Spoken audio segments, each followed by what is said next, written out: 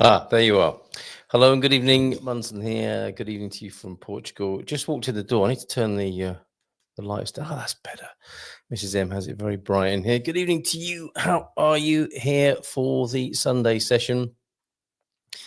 Wishing you a very good evening. I hope you're well. Do let me know how you are doing. Oh, there's no one watching at the moment, but if you watch this sometime in the future, please let me know how you're doing, whether this is of any use to you. Just leave a dad joke or something like that. So great to be here. Just walked in the door, 5 minutes past 7, scheduled to be on at 7. Got here as soon as I could. Mrs. M said, "Didn't think you were coming back. You were supposed to be on." So I've walked straight in, and I think that's quite an interesting proposition. Walking straight in to do the show. It's not a show. To do the share, to do the pause practice in the evening, the Sunday session of getting into the body and enjoying your most immediate reality right now. Right now. And for shows, for performances, performance anxiety might be a part of it, practice might be a part of it, but this is a very simple concept here. The concept is, where are you right now? Where is your awareness? And together we can practice putting your awareness onto the senses of your body right now as a practice. And not only is it as a practice, but as an experiment, if you like, to see what occurs, what comes up in doing that. So it's what we've been doing for a good few weeks now at midday. And I certainly enjoy it. I find it very useful. I think some others do too. And that's why I'm persisting with this. And I'll be very grateful for any feedback you have about it, any issues that come up about it, anything you want to share, feel free. Within the realm of the pause practice, and maybe how that relates to what's going on in the world at the moment. But Portugal stuff, that's a Good Morning Portugal show of a weekday morning. This is Coming Back to Life, which is a book I wrote a long time ago. This is the daily pause practice, the daily opportunity to get into pure being or something close to it and have a bit of a meditative, mindful moment, for want of better words, because all of these words, whilst being indicative, illustrative, potentially helpful, pointing us in the right direction, they're also a bit of a curse as well sometimes, in what a pain they can be, because we can get hooked on the words and what we think about the words rather than what the words are pointing to.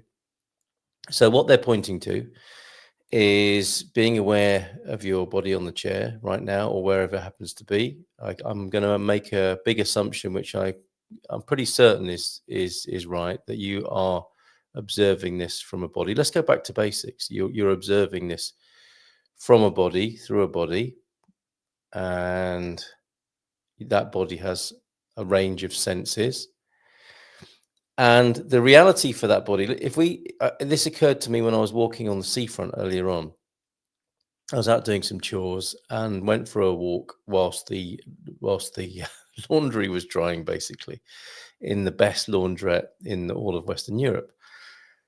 And it occurred to me that, what's the reality of a pencil? The reality of a pencil is where have I got a pencil here? Yes, I do. The reality of a pencil, in terms of being a pencil, because that's just a bit of wood, isn't it, or an object.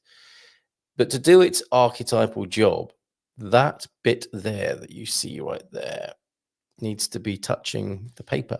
Like, I'm going to touch the lens almost with it. So that's what it looks like from the paper's eye view, as the pencil comes down and touches the paper. So that's your this is Mrs. M's hieroglyphics here. That's the reality.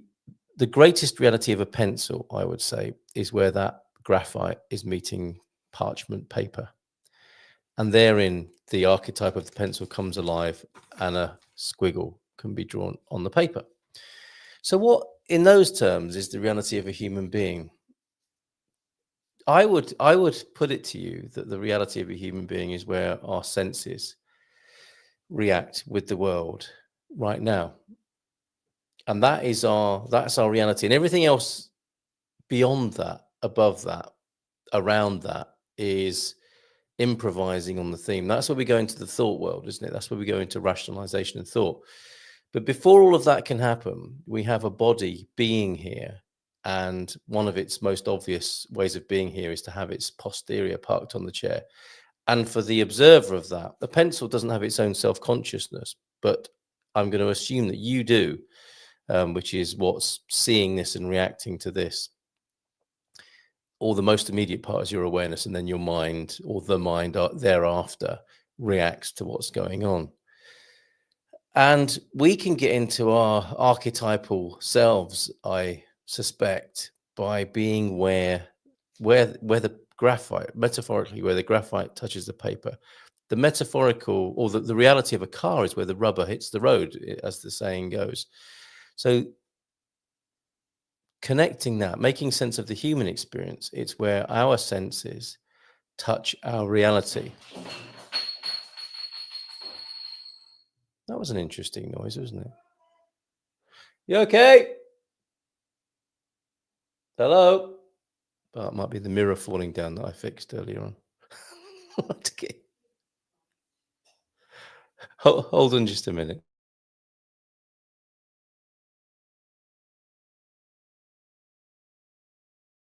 Right, everybody's safe in the house. All is well. I think you know what.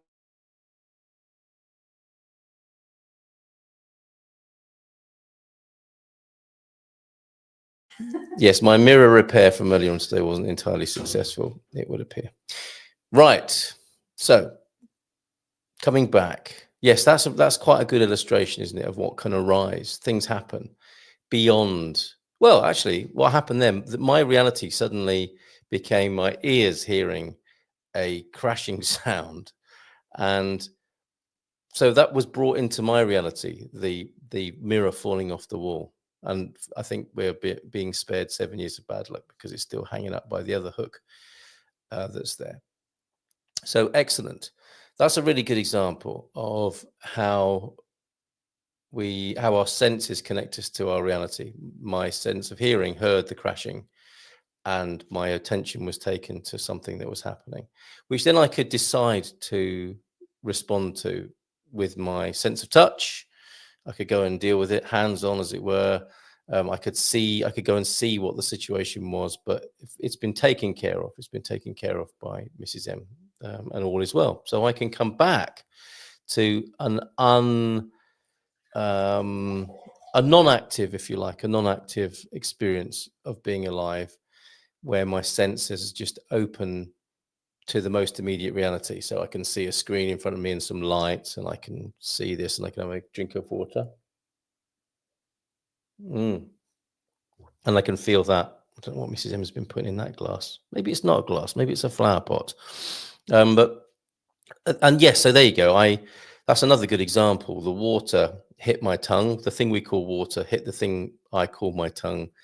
And that sensory experience involved some grainy, gritty bits, which made me think, hold on a minute, that's not very pure water. This water's got some foreign bodies in it, which then created a thought process. And this is what we're doing all the time, isn't it? This is what we're doing all the time. We're seeing our sensory experience and then riffing on that to take us into other realms of existence, thoughts about things, and then behavior and action based on those thoughts. And that seems to be pretty much the story of the world. Now, I sent myself a few images which I'd like to share with you. Cheerful stuff, this. Mass psychogenic illness is one thing I want to share. A definition of psychosis, because this is the title of tonight's feature presentation is Mass Psychosis and How to Change the Subject. Something from Byron Katie, who blew my mind. Her work, called The Work, blew my mind this week, because I want to share that with you as well. It's all connected as well, as I endeavor to talk a little bit about mass psychosis and how to change the subject, which is, as you might, if you know me, you might expect it's a little bit of a play on words. So let me just add some images to my image deck here. And I will talk you through those by way of illustrating further what I think is collectively occurring in our world at the moment. Okay. So first off, have I got that one? No, I don't. The one I want didn't load up then. Just give me another chance to bring that onto the screen now. That should be better now. Okay, first one.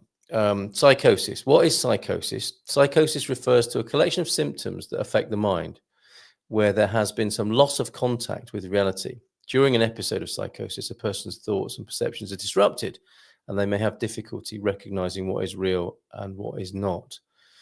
Now, like I said before, words can be as much of a hindrance as they can be a help. And to a point, this I think is very, very useful in helping, potentially helping people who are interested and maybe struggling with what's going on in the collective narrative, what we might loosely call the world. So, if for example, all of that I went through in the last few minutes of, and I don't know if you followed it, so I'll do it again now. I'll do it again now, and then we'll come back and talk about how that relates to psychosis. So, feel the weight of your body on the chair. I'm going to bring you into what I think is or what I consider to be your most immediate reality, and that is your sensory experience as it's happening. Like, where are you right now? The you being your awareness, and the where being like, where is your awareness at the moment? I'll invite your awareness to consider that you have a body that is sat on the chair, as I'm doing now.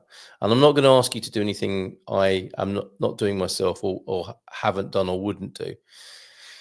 Okay. And none of it is particularly controversial. That's not to say it's easy. It's simple, but it really isn't easy. And can't remember, I saw one presentation. Oh yeah, it was a really interesting presentation or conversation between Alok and the diarrhea of a CEO guy, talking about one of the exercises he offers to clients is to stare at a wall, I think only for a minute, and to see how people flip out just doing something as simple as that. And like, I'm not belittling it or being condescending about that.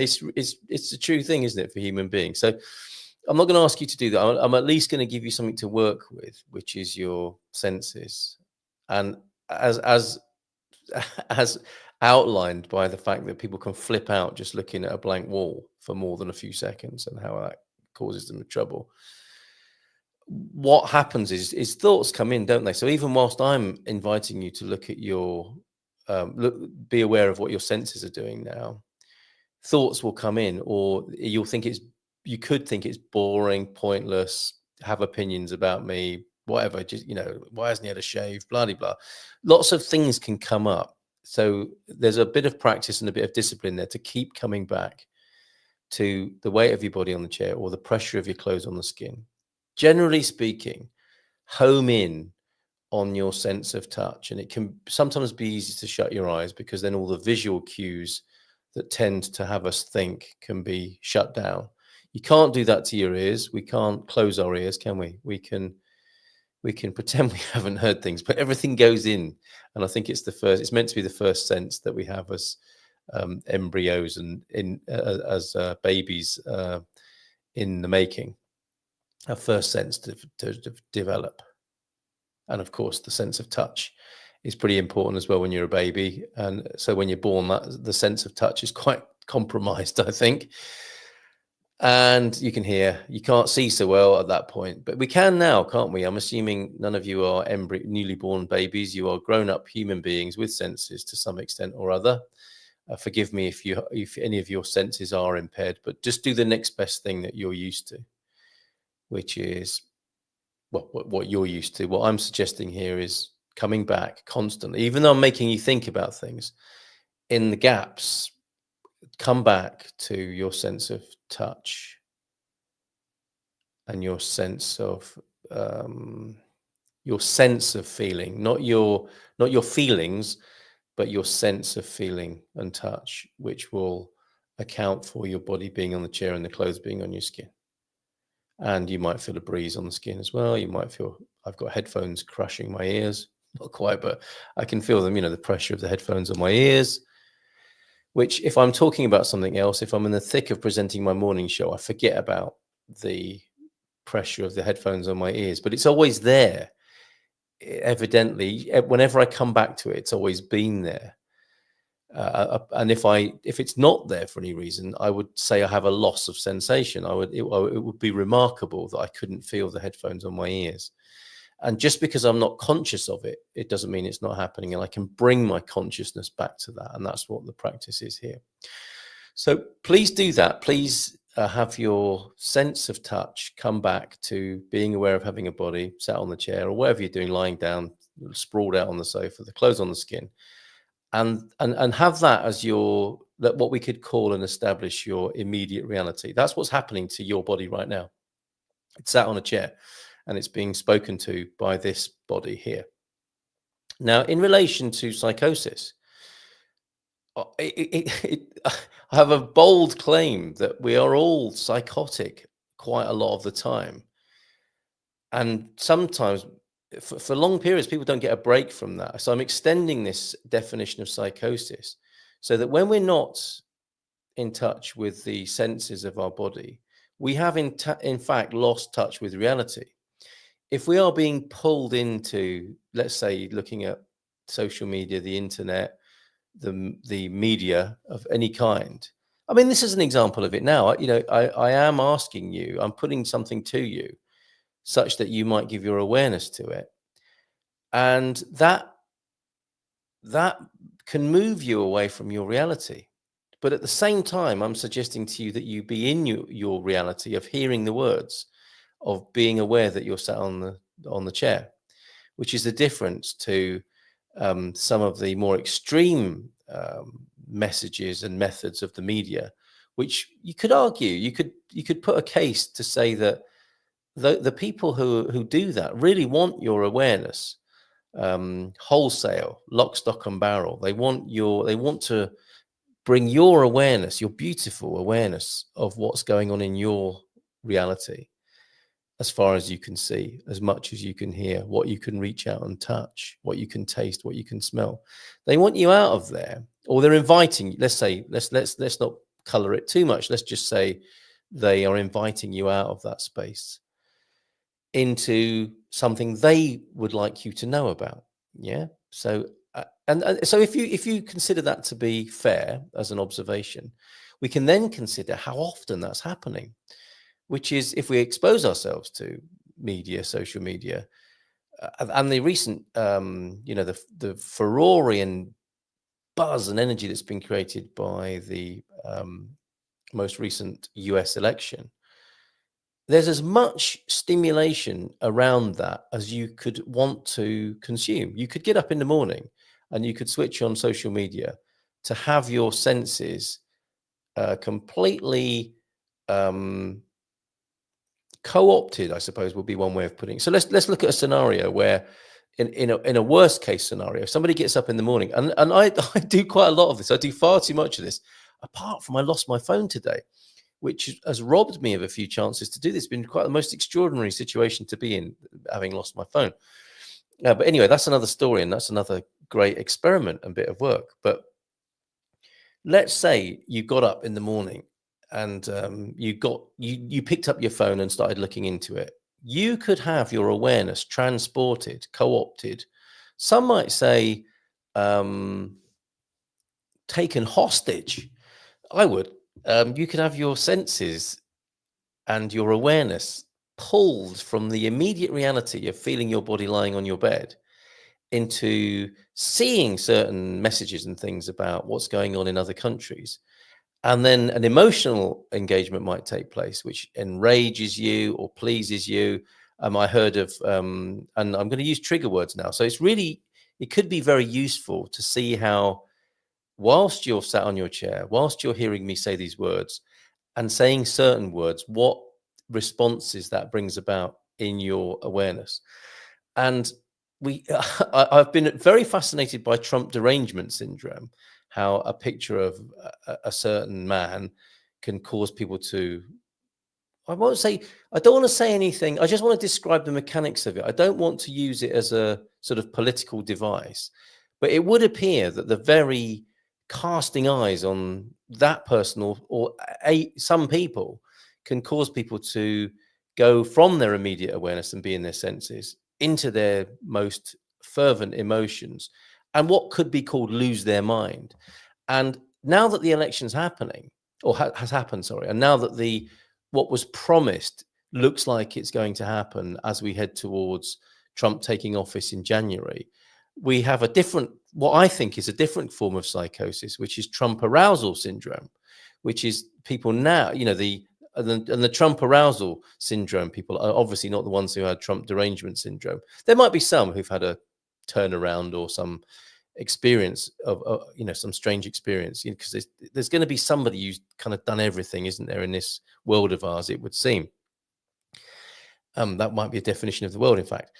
However, I'm noticing how I used to observe Trump derangement syndrome. I have an idea of what that is, and now I'm seeing Trump arousal syndrome, where people seem to be pulled out of their immediate awareness and their current reality into being very interested in what's not even happening in America at the moment, but what's going to be happening, but not even what's going to be happening, just suggestions about what might be going to happen in 2 or 3 months' time, which to me is like, it's a form of insanity. It's like but that's not to say I'm not looking down on those people. I'm just observing what that, if we look at it in that way, that somebody who doesn't even live in America might be so invested in what is going on in America, and of course, as soon as I start to say that, they'll have their reasons. Yeah, but these are the people who lead the world. It's really important because he's got the relationship with the other guy and the other guy and the other guy, and a case is constructed for why it's important, and that is a thought process. That's a rationalization. It's not a reality. And that's what I think brings us full square back to psychosis. In that instance, the person who used to have Trump derangement syndrome, the person who's got Trump arousal syndrome at the moment, is psychotic in a sense. And like I say, I'm not using that as a put down. I'm just making an observation about that, because we seem to have mass psychosis, because if it's not Trump, it's something else.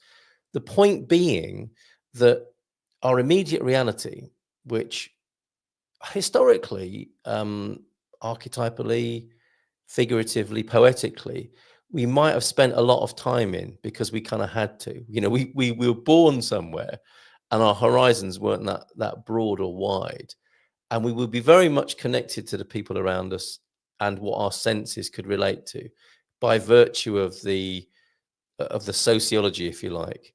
We would be seeing as far as we could see a lot of the time. We could hear as far as we could hear. We could smell, we could taste, and we could touch things within our immediate reality. And that's what I'm saying is our reality. That's our most real and immediate reality. And then something happened, didn't it, in the last few 100 years, and certainly it's accelerated in the last few decades, collectively speaking, is that we can transport ourselves and our awareness to actually now to the most psychotic extremes, whereby we're not really in it. We're not taking any notice, a conscious awareness of the reality that we're in, and we're fixed in the outer realms of our thoughts and rationalizations and etc. And that seems to be at epidemic levels right now. I think we're in a, it occurred to me that we knew what lockdown was because it was explained to us and we were made to do it. We're currently in a lock-in. People are being encouraged to lock into a reality. They can leave their homes now, but they might leave their home with their phone in their hand, look at Twitter, and then be locked in to a certain conditioning and in themselves a reaction, and in the others an invitation to get reactive and transport your awareness elsewhere. I see there are comments. Hugh's got Trump arousal syndrome, I think, haven't you? Would you say that's fair? A bit of touch of the old TAS, not TDS, but TAS. We can only hope and pray he makes the 20th of January. See, Hugh's in his emotions there. He's unless he's in the room with you, Hugh, I'm suggesting to you that he is not part of your immediate reality, which is the point that I'm making this evening. Without doubt, the cabal elite will do anything they can to make sure. And this is the world that Hugh lives in. This is his. I'm going to say reality with bunny ears, because beyond his sensory reality of the beautiful place he lives in with beautiful Jane, there is a world of ideas outside, which, as your comments say there, Hugh, you're quite invested in. It's quite important to you. So the cabal will do anything they can to make sure Donald Trump doesn't. When I see DT, I think of Dave Taylor, somebody else who I've got who used to have far stronger feelings about, not of a romantic kind. I'm not sure, it might have been mutual.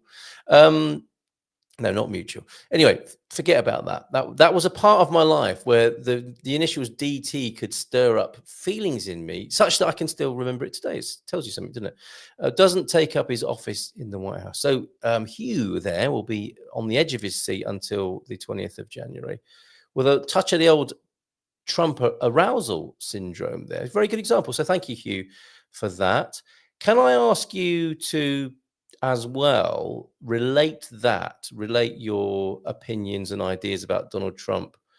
Can that be held with an awareness of what's going on for you in your immediate reality, i.e. your bum on the chair?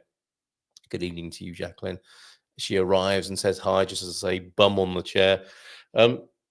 Hugh, can you, because this is what's lovely about the Sunday night, we can elaborate and build on. And in fact, to address the subject of the evening, or the title of the evening, mass psychosis and how to change the subject, we can take a look at it.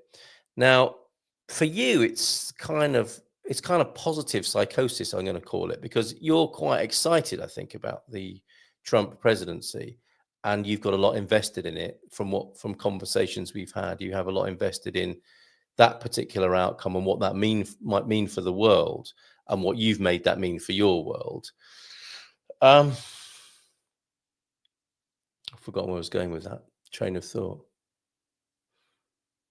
But the great thing is as soon as that happens, which is a blessing. So you'll see in our day and age, when people can't remember what they're thinking about, they beat themselves up and give themselves a hard time and imagine that it might be the early stages of Alzheimer's or dementia or senility. Now, I'm actually quite pleased with myself these days if I can't remember what I was trying to think about, because I can immediately come back to my senses. And as the old saying goes, if it was important, it will come back to me, because it probably wasn't anyway, let's be fair. Come back to the senses, come back to the weight of your body in the chair. I'm feeling a slight tension in my stomach because I'm in a weird office chair that wants to bend backwards whilst I'm keeping myself upright. I'm sufficiently aware of that. Putting my feet on the floor now. And where I began with my little thought process with you there, Hugh, was to come back to the title of the presentation this evening, mass psychosis, the topic, and how to change the subject. Now, I'm going to play with the words here. Changing the subject. How do you change a subject from mass psychosis? Or is that what I meant? No, what I meant was, you can be the subject or the object, can't you? Now let's put our minds into that for a moment. If you're the subject and you want to change yourself, what's going on there? You're the subject. It's like something's being done to you. You're being observed. And I think by the very act of observation, that changes the subject, as you may have seen or heard mention of before. So this pause practice, for example, and we'll try it around the other way in a minute. But we have the subject being observed objectively by our awareness. So your body is the subject, and it's sat on the chair, and you can feel the weight of it, and you can be aware of its sensory experience. And that I say in many other ways, but not this way so far, is your objective reality.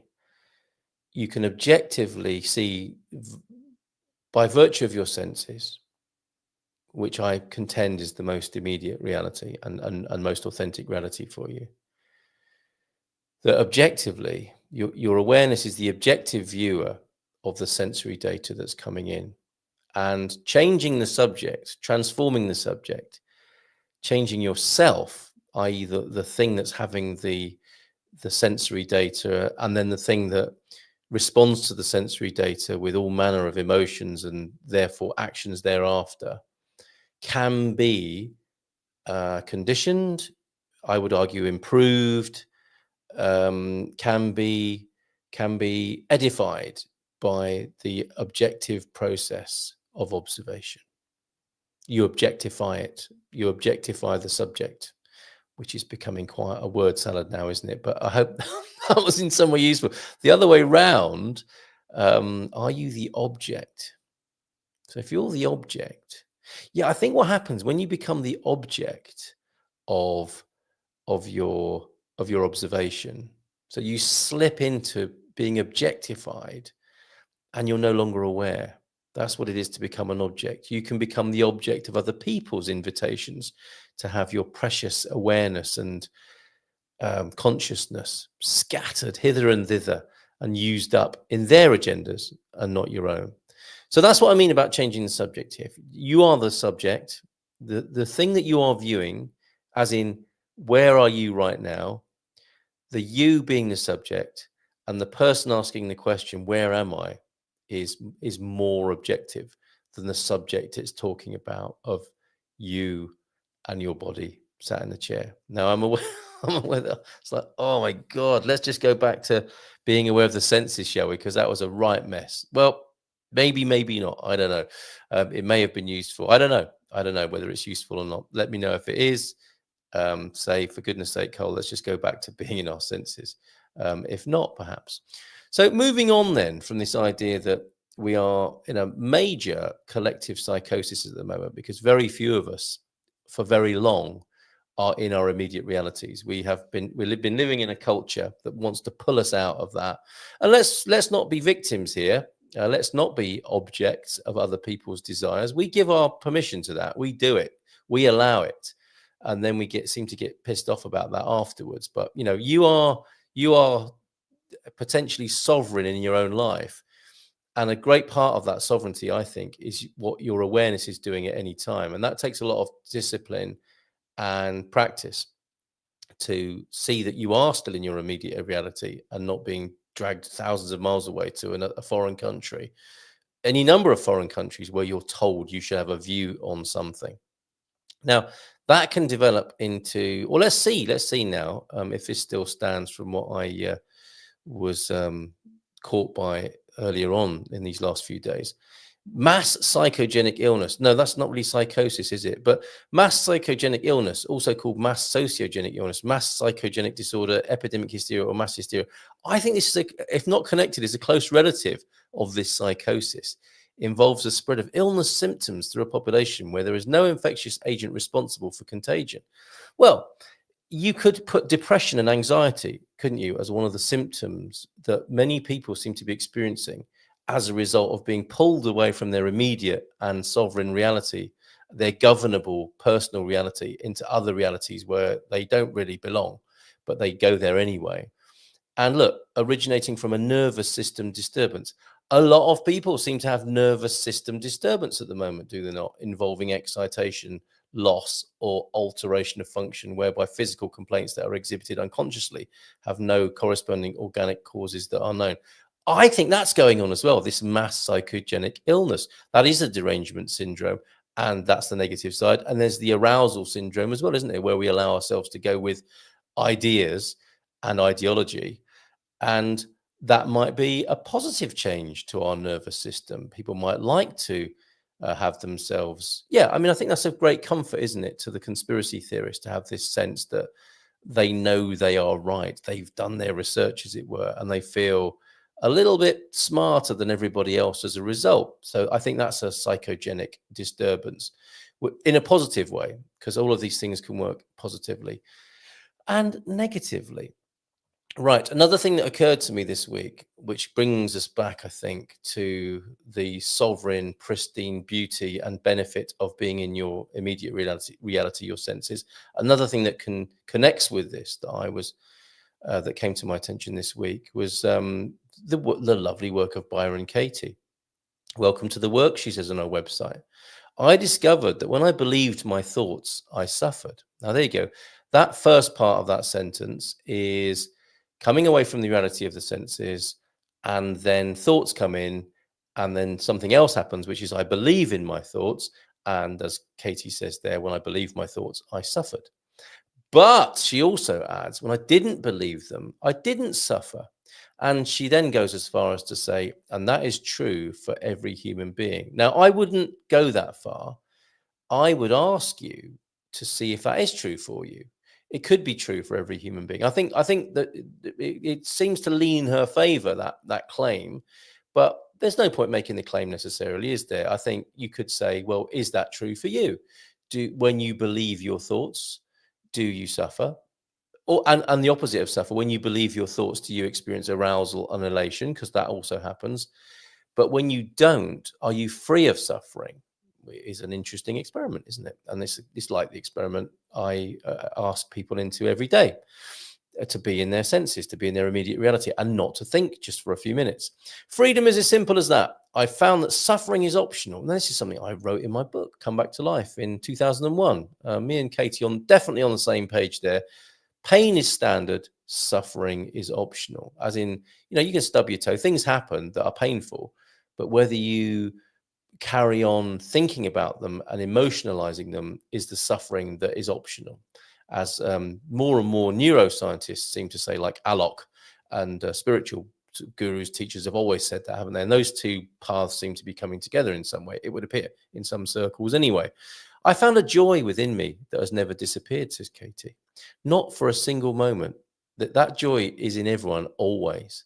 And I invite you not to believe me. I invite you to test it for yourself. Now, you would think, wouldn't you? Everyone would be running around the street saying, look at Byron Katie's work. She's offering us a way of not suffering and finding a joy that's in us always. Nah, not interested. Thank you, Katie. Goodbye. Madness, isn't it? Oh, here's another thing. Actually, I don't think I'm going to go into that right now, but that's one of my favorite ideas that really resonates with me. This is the book, The Way of No Thinking. Maybe we can come to that in a subsequent. It's not really a conversation, this is it. It's more of a diatribe. I'm aware of that, but until I get questions and something to respond to, it will remain a diatribe. Thank you, Jane. Once we become the object, i.e., bring back awareness to our body. Yes, I think I may have got confused with subject and object, but this is the point. It doesn't matter if it's subject or object, does it, Jane? Quite right. You say here, once we bring back awareness to our body, breathing, posture, objects around us, we soothe ourselves, the nervous system. And that is so wonderful. Thanks, Jane, for our earlier to and fro with some messages. I think you enjoyed Alok's, I can't remember his second name, but his conversation with the diarrhea of a CEO. In the last little while, a little clip from it. It's on my Facebook timeline. But yeah, how about that? Just even if all the theories I've put forward tonight are just utter nonsense, the fact that we might become the object and consider our subjective experience with our awareness, the awareness to the body, the awareness to the breathing, the awareness to the posture. Do it now. The objects around us. And I would be one of them. I'd be an object around you making a noise called these words, this, putting forth of an idea and instructions and invitation. That's one of the objects around you. If we commit to that, if we follow that, if we take that invitation to relate to those things purely and simply without thinking too much about them or at all, I think that's right, Jane. That is my experience as well. I don't want to say that's right, that's wrong. What's much more helpful is, well, in my experience, that's true. In my experience, as I have, and thank goodness, like whether anyone's watching or not, once a day, I sit down and bring back my awareness to my body, to my breathing, to my posture. And the very fact of inviting others to do that every day has given me a benefit of doing it for myself. So thank you, everybody who's not there, as well as everybody who is there.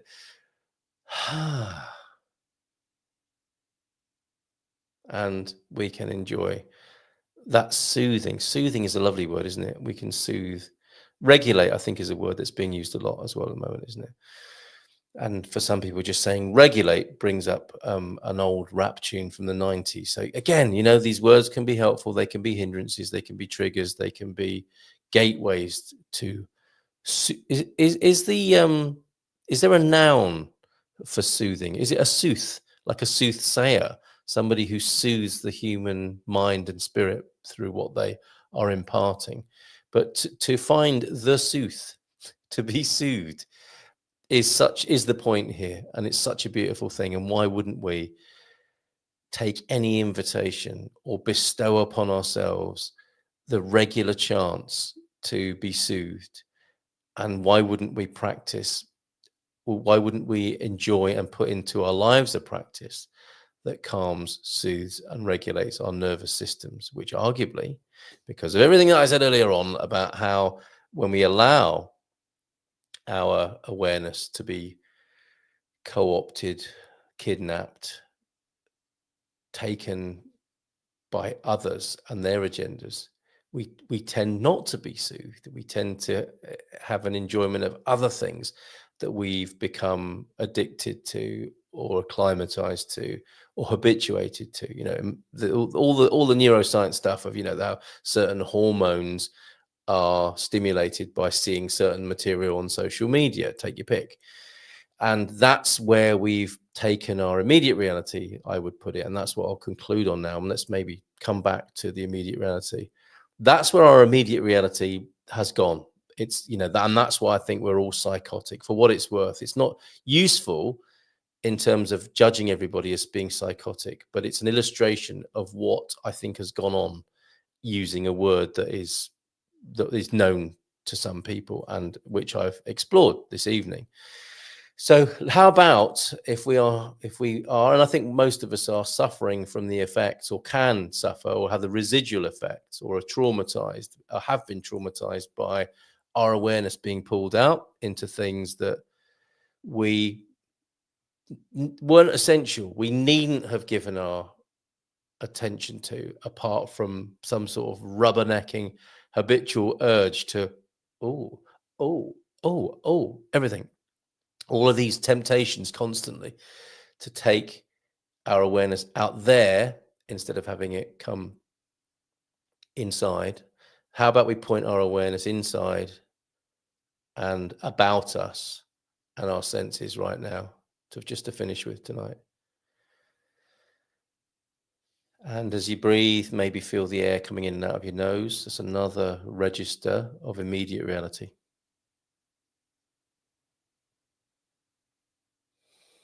Where are your feet? Are your feet on the floor? I've got one foot on top of the other, and I'm aware of that. I'm aware of that right now.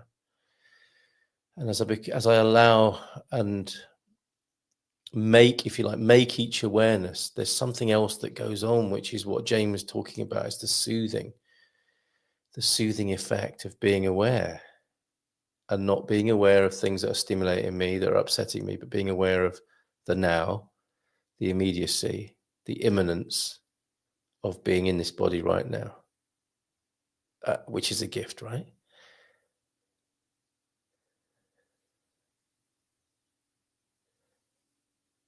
And on that note, go well. God and circumstances willing, I will be back in this chair this time next week or thereabouts, and continue to, when the klaxon horn goes off in my town, to fall still and use it as a cue. Now, today was one of those rare exceptions where it went off not far from you, Jane, right? It went off in town, but to alert us to something in our town. And it wasn't midday or just after midday. It was another time. So I knew it went into my mind, there's the siren. Is it time to pause? No, it's not around midday. That's a real one. Let's react to that intelligently. And a few of us seemed to do that. We heard the alarm and we responded and we looked after each other. And it was great. And it wasn't midday. It will, again, God willing, universe willing, whichever, without triggering anybody, whatever you look to as the greatest intelligence that is running this great show of ours called human life and existence, whatever whatever that is, may it give us grace to, around midday tomorrow, join in falling still. But don't wait for me. Go for it. Do it yourself. Do it. I don't know. Maybe it was you, Jane, but somebody was talking about doing it every hour. That would not be excessive, would it? That would be like pretty smart, really, pretty intelligent. But that's, at least once a day, we can be reminded to fall still. And like we have to sleep, we don't have to fall still. We don't have to have a conscious rest. We have an unconscious rest, which is the sleep. And I had a blooming good one of those last night.